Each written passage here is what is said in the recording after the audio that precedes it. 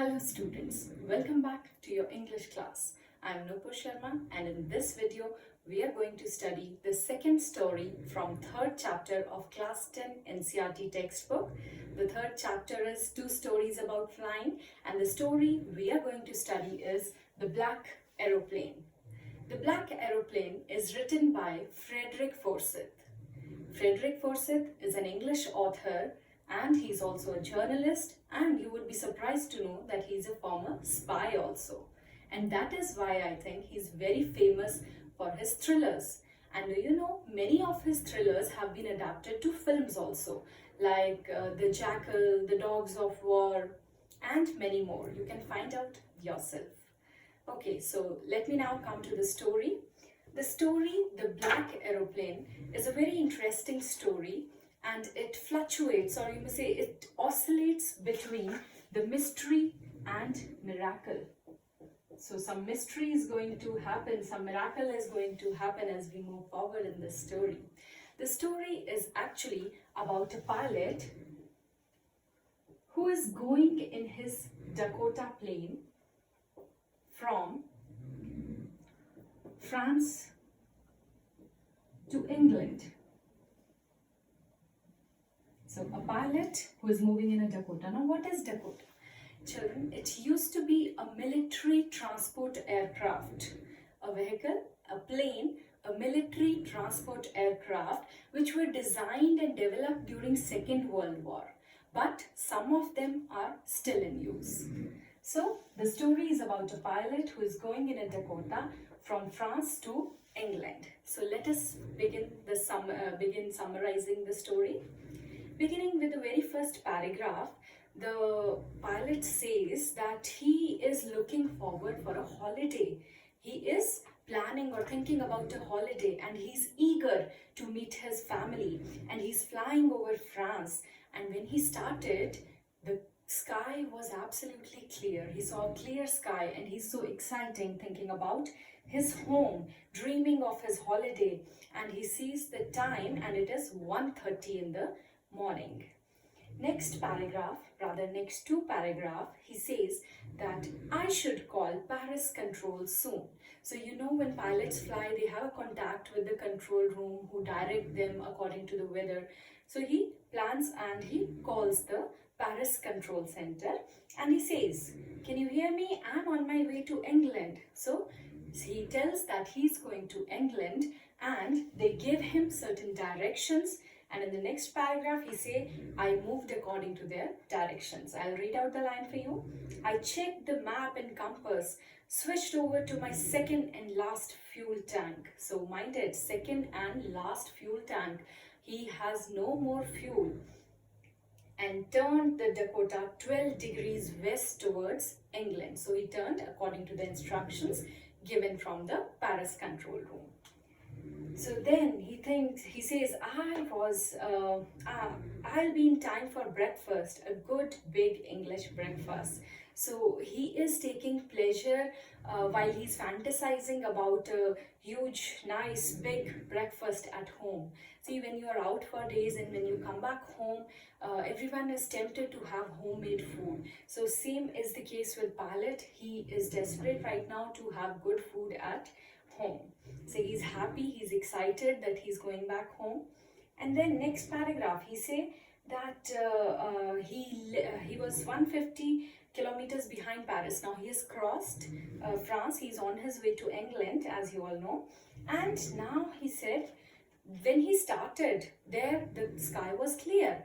But here he says, there are storm clouds, they were huge. They looked like black mountains. So the clouds were looking like black mountains. So now he saw clouds. He has crossed 150 kilometer and now after 150 kilometers he comes across clouds. All right, now he has to think. Now he does not have much of fuel, and according to this condition, in this weather, he needs to move back. He says, I ought to go back to Paris. So he should return. Technically, he should return. But he is so tempting to reach his home to spend time with his family that he says, I'll take the risk. I'm reading it from the book. I'll take the risk, I thought, and flew that old Dakota straight into the storm. So he took the risk and he decides at this moment you need to make a quick decision whether to return or to move. So he decides to fly through the storm to reach home. But suddenly, after a few moments, he saw that all his instruments were not working. The compass and all other instruments which were there, he said it was all dead. It would not work. The other instruments were suddenly dead too. I tried the radio. So he tried. Paris control, can you hear me? There was no answer. So neither the radio nor the compass, nothing was working, and he was unable to make contact with the control room. Now what to do? He was disappointed. He was losing hope now, and he thought that he is lost in the storm and maybe he won't be able to survive now. And suddenly, when he was on the verge of giving up hope, when he gave up hope that I cannot survive, he saw another black aeroplane. He saw another black aeroplane there. And so again, black aeroplane. Here comes the title, black aeroplane. And he saw the pilot inside, and he saw the pilot waving at him. The pilot waved at him.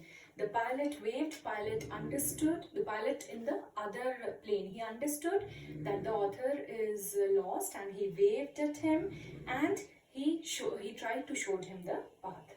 Now the author was really very confused. Who is he? But he understood that the other pilot was trying to help him. So what he did? He obediently followed the pilot in the other plane. He knows that I am lost. I thought he's trying to help me. I was very happy to go behind the strange aeroplane like an obedient child. So why the aeroplane was strange? Because he had no knowledge about some other plane, and also because that plane had no lights on its wings. His own system was not working, his compass was not working, and the other plane, it does not have any lights. Though it does not have any lights, but still the pilot inside the plane was visible to the author. So he found it strange, but still he had no other option but to follow him. So after half an hour, the strange black aeroplane was still there in the clouds, and he was following them. So he says, now there was only enough fuel in the old Dakota's last tank to fly for 5 or 10 minutes more.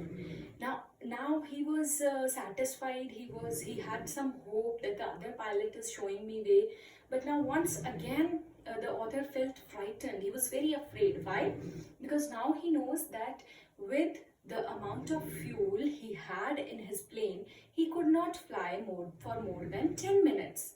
It was impossible for him to fly more than 10 minutes with that amount of fuel. So once again, he started to feel frightened. He was afraid.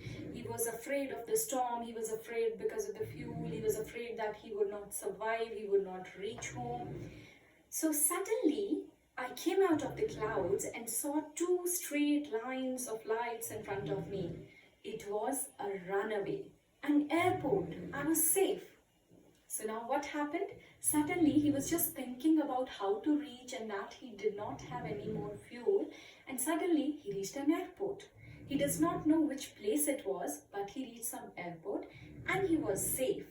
So now he is he's grateful to the other pilot, to the other person who is in the plane, and he desperately wants to go and thank him. As he reached inside, as he reached the airport, he looked for the other plane, but he could not see any other plane, neither on the runway nor in the sky. So when he entered, he went to the control room and he asked, there was a lady in the control room, he asked the lady, which was the other plane, who was in it, where is the pilot of the other plane? He showed me way when I was lost. So please tell me who was he, and so that I can thank him. I'm very thankful to him because he showed me the way. And the lady, she looked at him strangely. She looked at Arthur strangely and she laughed. She burst out laughing. Why? Another plane? Up there in the storm? No other aeroplanes were flying tonight. Yours was the only one I could see on the radar. So he says, yours was the only one I could see on the radar. That means there is no other plane, yours is the only plane, and who will fly in such a stormy weather? Nobody can fly in such a stormy weather. It was just your plane, no other plane is here.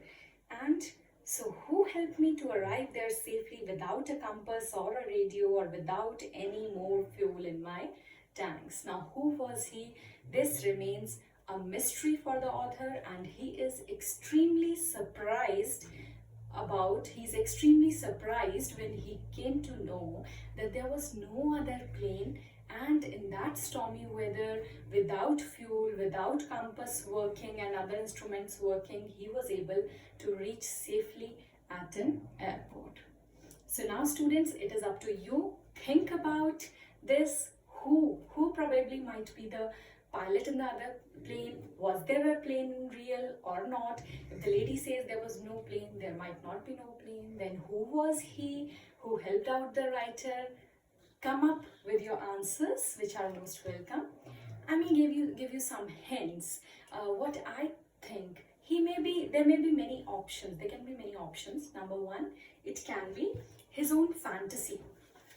It can be his own fantasy, which lets him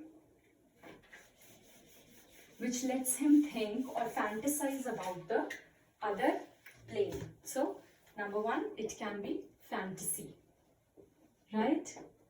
Then those who are theists may believe that he might be praying in his heart of hearts while finding out ways. He might be praying to some God Almighty and they've come to his help.